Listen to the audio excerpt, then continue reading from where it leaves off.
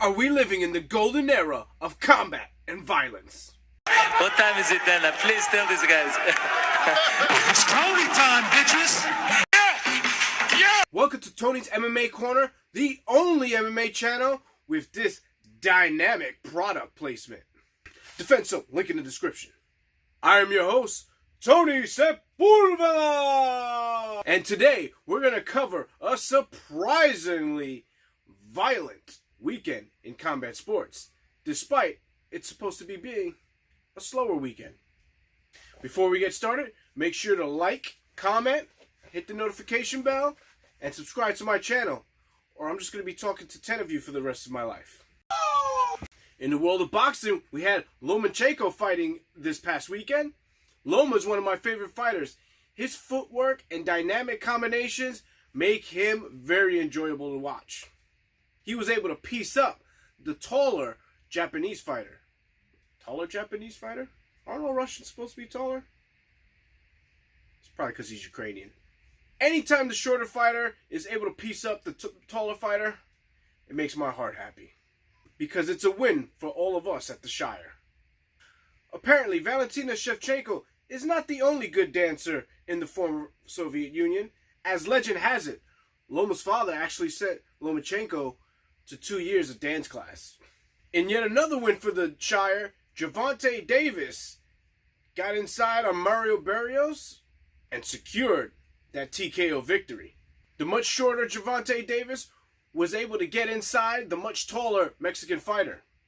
Wait, taller Mexican fighter? What, tall Asian guy? Like, what is this, Bizarro World?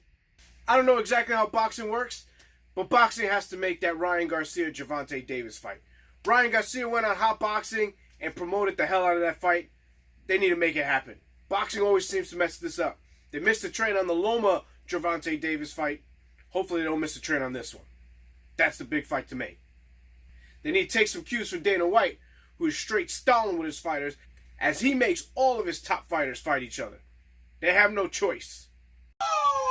In MMA this past weekend, Ciro Gagne fought Alexander Volkov to a unanimous decision. If you remember, in one of my first videos, I predicted this matchup.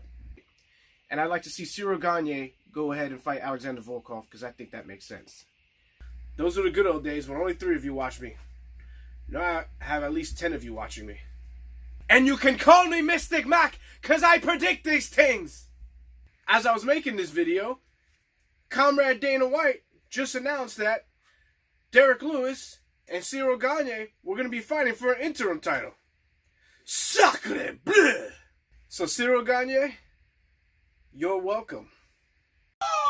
Even the BJJ world was surprisingly violent this weekend, as Lucas Hulk, I think Hulk is his last name, was choked unconscious by Matthias Diniz and still managed to win. Now don't upset yourself with little details like that, because the wins and losses in grappling don't really matter that much. Grappling is being held together by Gordon Ryan's social media presence. Professional grapplers all over the world owe a great debt of gratitude to Gordon Ryan, because he's the only one keeping this professional sport alive. If it wasn't for him, you guys wouldn't get paid. Gordon roasting Hulk is the only reason anyone actually cared about this match. And now we have a great setup for the Craig Jones Hulk match that's coming up July 17th. I have Craig Jones by heel hook.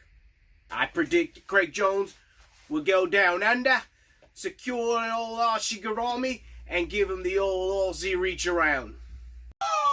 Even kickboxing made it in the headlines this weekend, as former kickboxing champion Joe Schilling got into a random bar fight with some schmuck. He gave him the 2-piece, but the guy didn't stick around for the soda. From what I read, Joe Schilling claims that the guy said something racist, and Joe Schilling decided to pick a fight with him.